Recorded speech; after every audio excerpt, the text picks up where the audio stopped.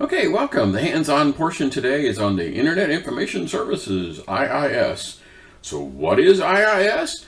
Well, it's something that basically turns your server into a web server so that you can host web pages. People could come to your machine and get stuff off the web.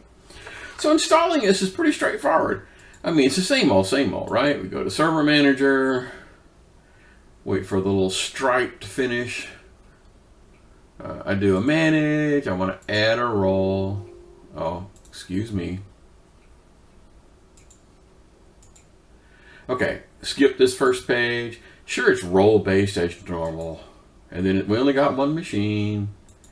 So what I want to do is I'm going to scroll down here. It says web server and just put a check mark there. And it says, hey, you want to do all the rest of this stuff? Sure, go right ahead.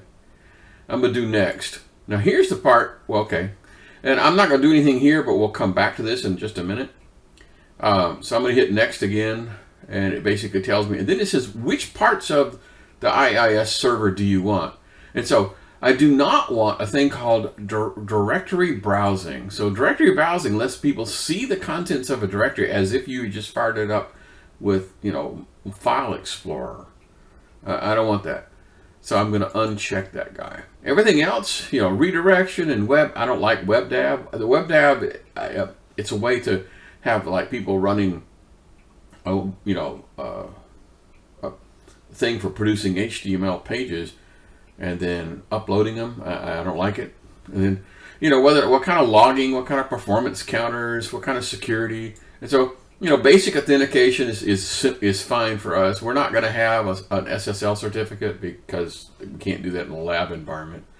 And then, do I want to turn on FTP services at the same time? No, I do not. So basically, all I did was uncheck the directory browsing guy. So I'm going to hit that, and then I'm going to say, okay, go for it. It doesn't take very long. Okay, it says we're done. So I'm going to hit the button. So as usual, I'm just going to close this guy down. I'm going to go over here and I'm going to go down to, hey, is it going to be under administrative tools? IIS. Wow, there it is. And here we go.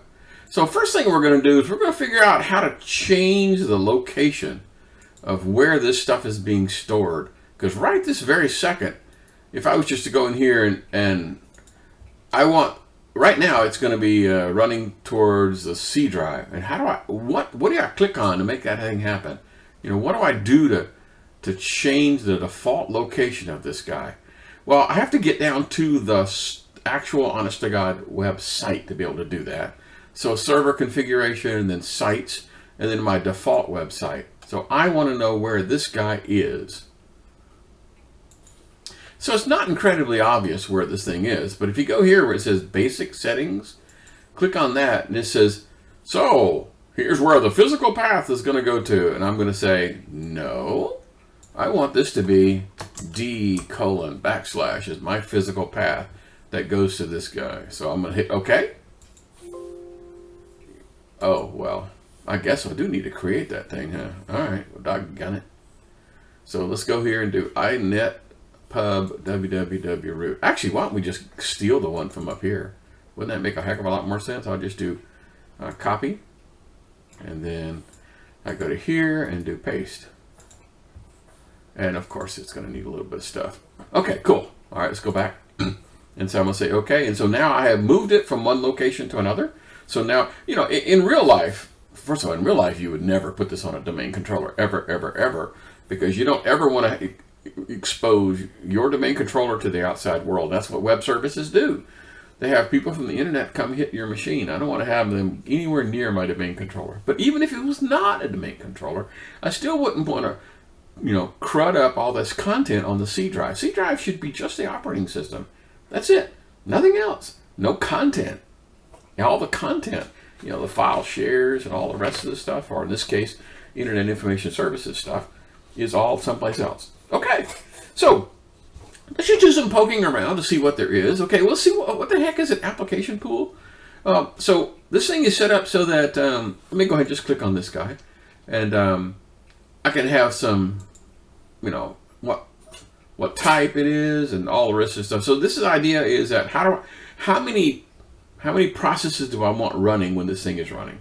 So if you only have one web page, it kind of sort of makes sense just to have one pool. You don't have to do it that way. Well, it kind of makes sense. So let's go look at the server home, and what does it tell me? It's got, sections for how to do authentication. Now, we picked a few choices. But we can change it here, right?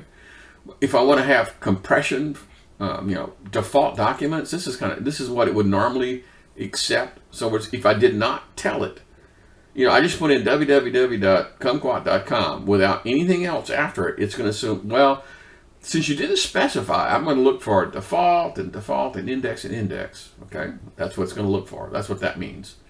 Error pages, these are the typical error pages, but you could make up a custom error page. You could have a special one that says, nah, no, wait a minute now. Okay, if you wanted to. Mapping. So handler mapping, this is basically talking about the extensions. Like if I wanted to put in, I don't know, something goofy thing like, PHP, I had to go here. Response headers, again, you could make a special one. Logging, oh yeah. So right now, we're going to log using this W3C thing, and here's the location of the logs, and we're going to do all this stuff, and we do this weekly cleanup thing. Yeah, we're going to look at logs in just here in a few minutes. Yeah, that's just fine.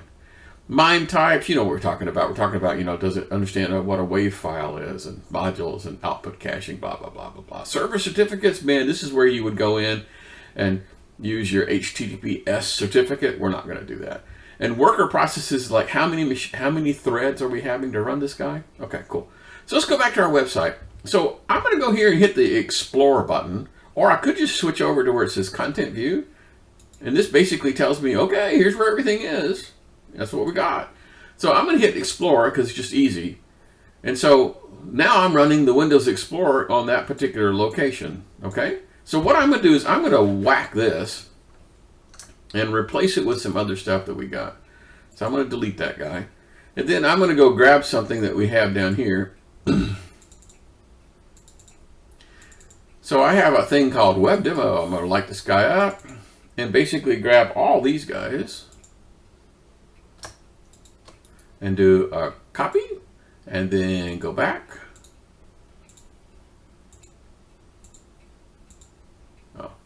To web root and do a paste. Okay, so what I've done is I completely replaced everything that was in there. Hey, let's just go see if it works. So I'm going to fire up the browser.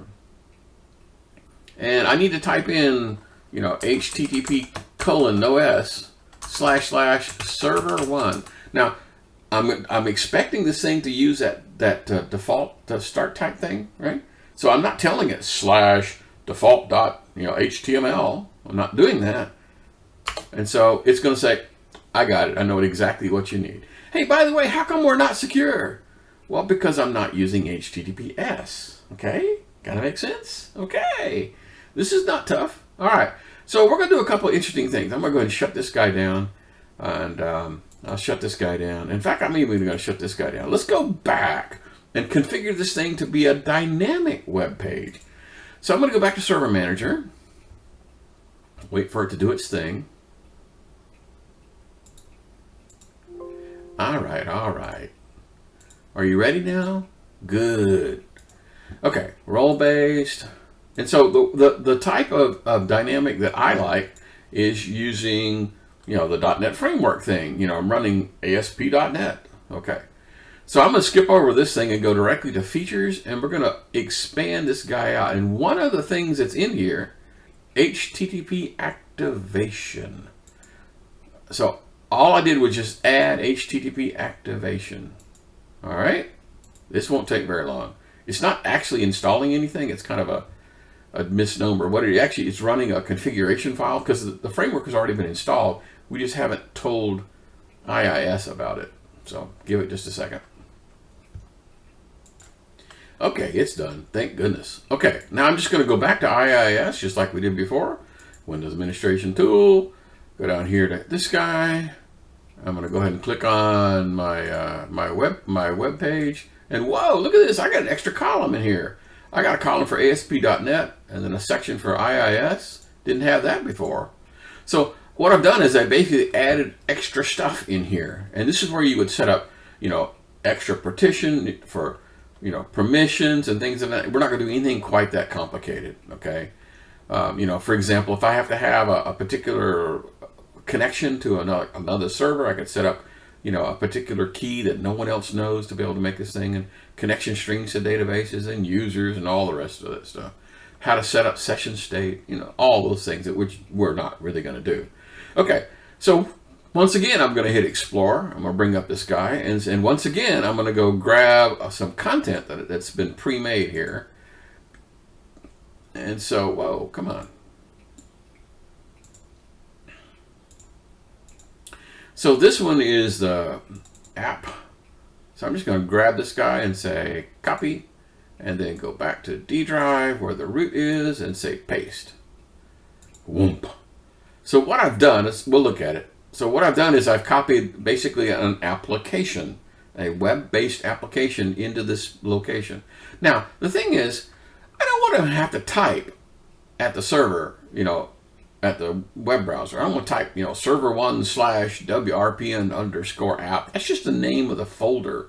So I want to have a way to map a physical folder to a virtual folder, one that IIS understands, but it knows how to translate it down to a physical folder. Okay, so that's a little trick we're going to do. So we need to go set up an application. So I'm going to hit View. I'm going to add an application. And so how do you want it? I'm going to start with the physical path because that kind of makes sense to me.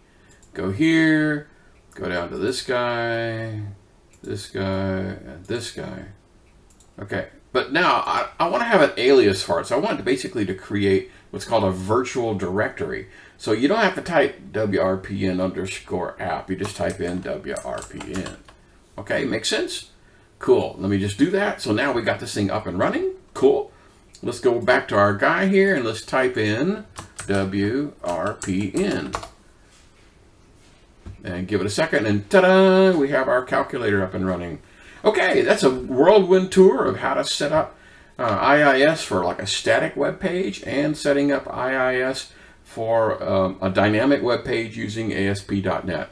I hope you guys got something out of this, and I'll see you guys again in the next chapter.